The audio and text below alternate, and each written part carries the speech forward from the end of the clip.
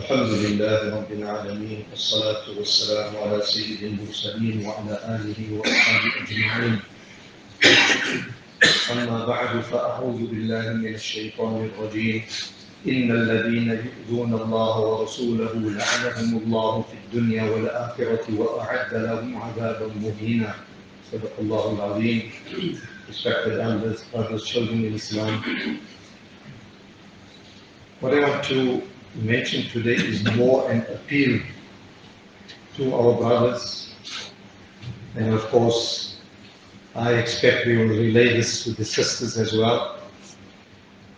There is a certain practice that has become very prevalent in our societies. In fact, prevalent is an understatement. It has dominated every facet of our lives. And that is the appeal I got to make. This practice is the practice of photography. Photos, pictures, videos. It's so rife in our society, no one is free from this. Mulanas, muftis, qaris, alims, buzrugs, laymen, professionals, the whole, across the board. The ummah is so involved in this, you can't escape it. Open your phone, you see pictures coming. Open the newspaper, there's pictures. Open a magazine, it has become so rife. And I'm sure you will agree with me, when something is wrong and people do it overwhelmingly, then what happens? Two things happen.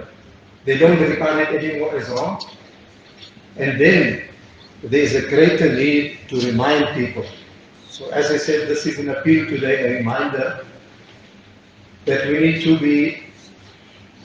to relook at the way we are running our lives. And as I said, that with the invention of this cell phone, the mobile phone and these mobile devices, this has really spread photography throughout the world. Now Hajj is coming up. Ask people what happens in Hajj in front of the Kaaba. Taking selfies. You want to show people how you're making tawaf. Sometimes, if it is not so serious, you feel like laughing. You want to show people how you look with the Arab garments on, my smart kufayya and my smart scarf and my jubba, and you're taking your selfie. And this is done right in front of the Kaaba Sharif, right in front of the Rawda Mubarak. I refer to the resting place of Nabi Kareem sallallahu alayhi wa sallam. Now people will come up with this argument that no, digital photography is permissible, there's nothing wrong with this. So let me tell you something, a photo is a photo. Whether it is digital, whether you sketch it with a pen, or draw it with a pencil, whether you capture it with a camera, whether it is done, whether it appears on the television screen, whether it appears on the screen of your phone, it remains a picture. There's no one can deny it.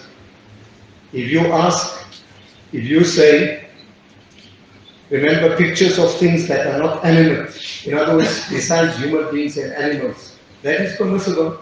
People do business, online business. So they say, send me a picture of your item. So they send you the picture, whether it's a cell phone, whether it's a pair of shoes or a jacket that you're selling. Now, when you get that picture, you don't argue with the seller that you never sent you the picture. I said, I sent you, there's a picture, here's it, I'll show you on my phone. You say, no, that's not the picture, so what is it if it's not the picture? What are you going to call it?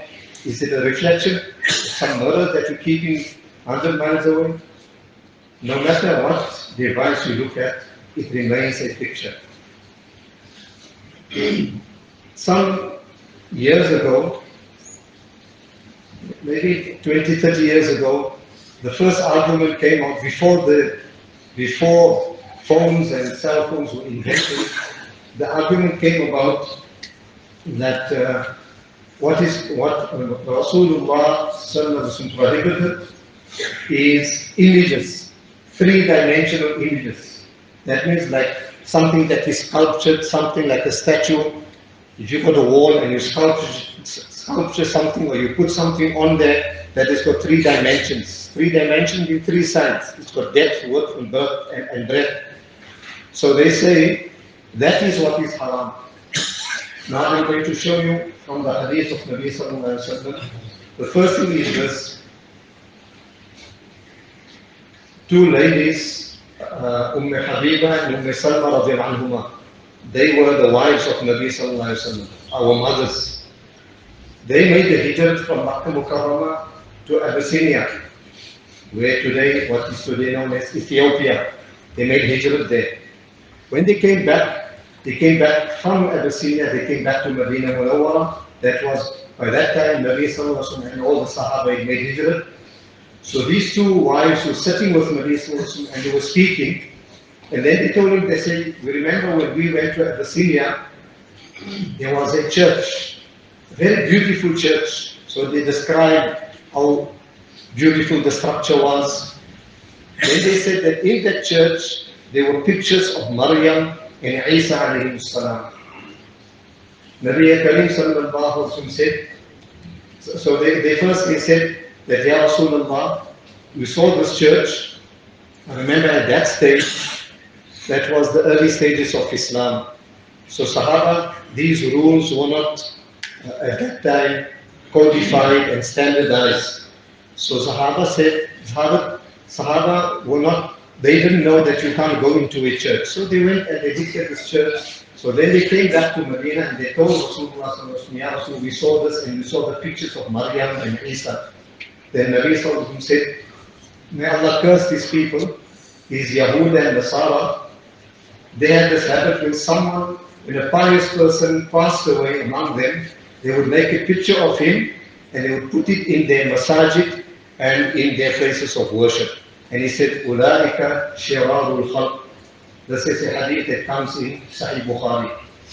So what does it mean? They are the worst of Allah's creation. So, coming back to this, we'll take one hadith, Usama bin Zayd radiallahu anhu.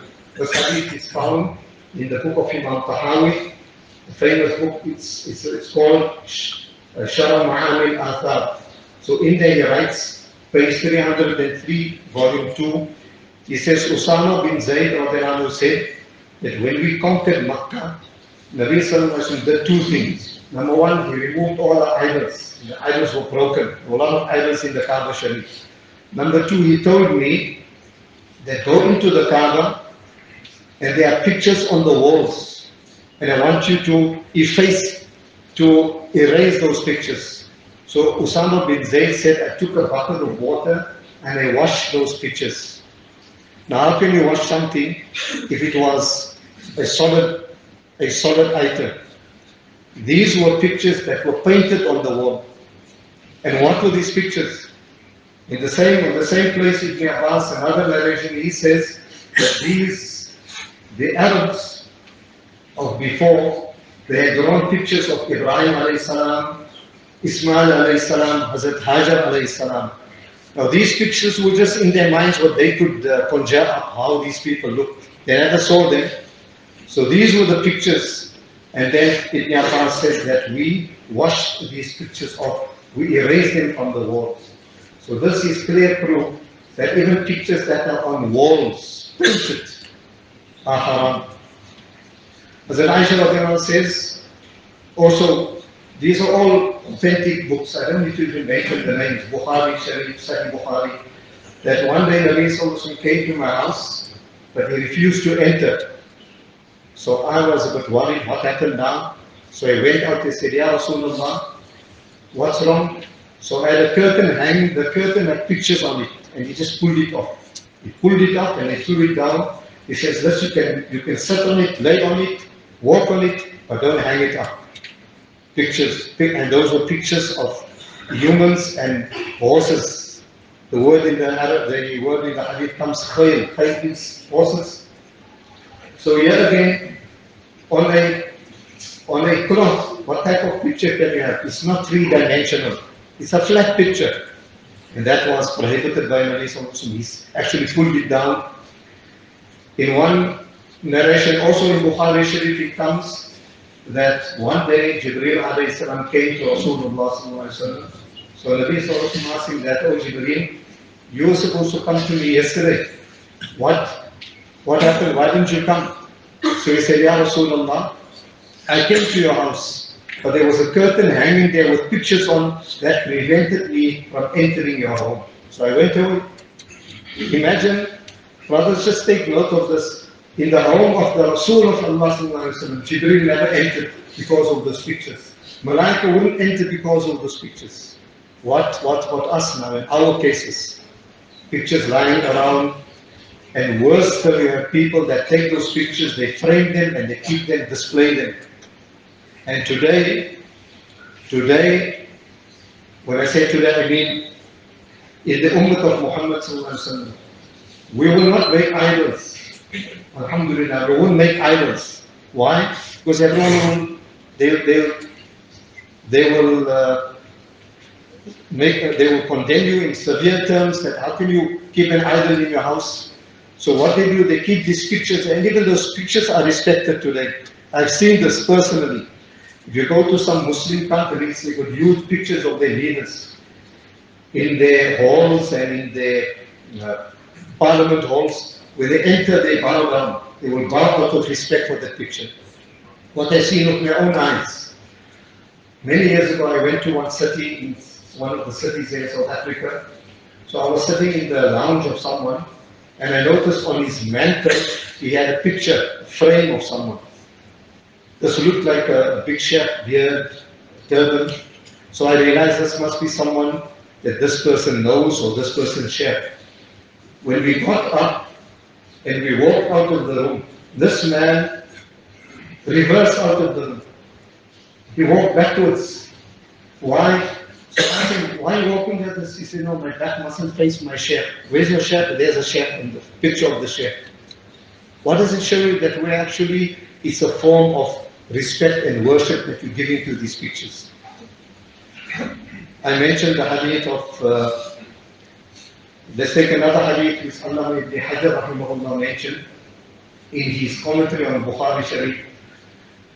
He says, Hazrat Ali radiallahu anhu said, that one day Rasulullah, this was after Makkah was conquered, he made an announcement. He says, Hal min ahadin, is there anyone among you who will go into the Baytullah فلا يدع وثنا إلا كسر ولا سورة إلا نطقها. Is there anyone who will go? If he finds any idol, he must break it. Wathan, the word wathan means an idol. And if he finds any picture, then he must efface it. Lataha, Imam Ibn Hajar makes the tafsir of this. He says, Tamasaha. That means he must wipe it out. So if it was an idol, firstly, idol is already mentioned in the hadith. The next part is a picture. And if it was an idol, how do you wipe out an idol? You should have said break the idol.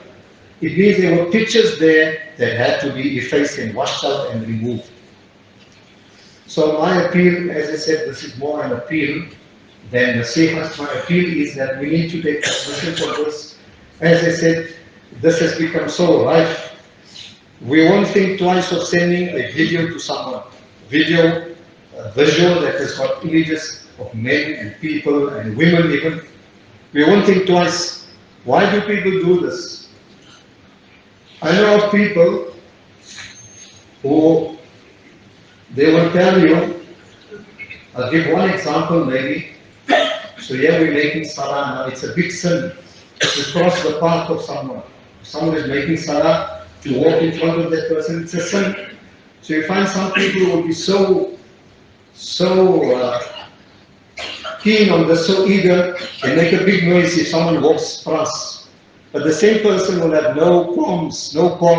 It will not worry him at all if he sends out videos and he shows videos on his phone. Our priorities are totally wrong indeed. We need to understand this, dear brothers, that this is a sin. Don't ask whether it's a big sin or small sin. People have got this habit.